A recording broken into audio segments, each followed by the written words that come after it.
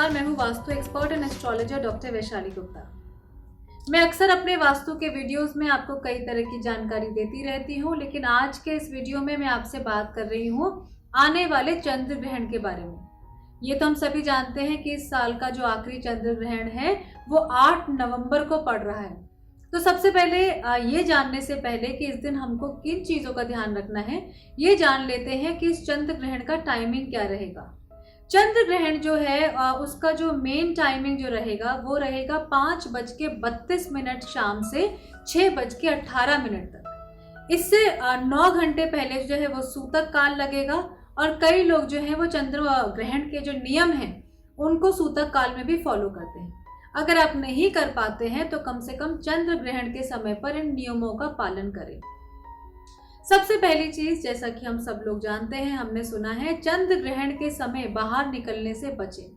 चंद्र ग्रहण को अगर आप उसकी किरणों को डायरेक्टली अपने ऊपर ना लें तो उसको अच्छा माना जाता है और चंद्र ग्रहण के समय आप अपने घर पर ही रहें। साथ ही साथ ये भी कहा जाता है कि चंद्रमा को कभी भी सीधी आंखों से इस समय पर नहीं देखना चाहिए, क्योंकि इससे हमारी रोशनी को, हमारी आंखों की जो आईसाइट है उसको हानि हो सकती है।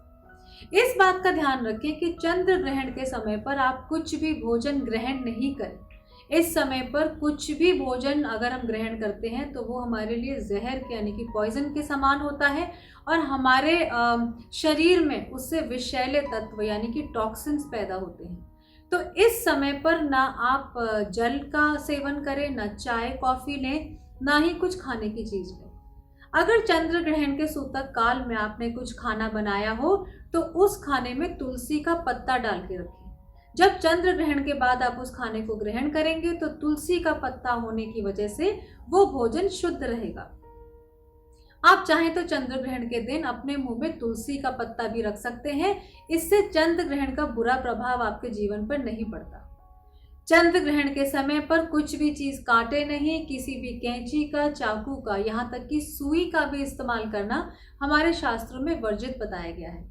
और अगर इस 1-1.5 घंटे के लिए हम इन चीज़ों को पालन करें तो इससे हमारा कुछ भी नुकसान नहीं है। अब मैं आपको बताती हूँ कि चंद्र ग्रहण के इस 1-1.5 घंटे में आपको करना क्या है। सबसे पहली चीज़, आप इस समय महामृत्युंजय का जाप करें। ऐसा कहा जाता है कि ग्रहण के समय पर अगर हम किसी भी मंत्र का जाप करते हैं तो उसका असर हमारे जीवन में 100 गुना होके आता है। ओम ग्राम ग्रीम ग्रोम सह गुरुवे नमः मंत्र का भी जाप आप इस समय पर कर सकते हैं। इस समय पर इस बात का भी ध्यान रखें कि आप पूजा की किसी भी चीज़ को हाथ नहीं लगाएं और हो सके तो केवल मेडिटेशन, जाप और कुछ ब्रीदिंग टेक्निक्स अगर आप चाहें तो कर सकते हैं। ग्रहण के समय पर इस बात का भी ध्यान रखें कि ग्रहण खत्म होने के बाद आपको स्नान जरूर करना चाहिए और अपने घर में भी गंगा जल का छिड़काव करना चाहिए।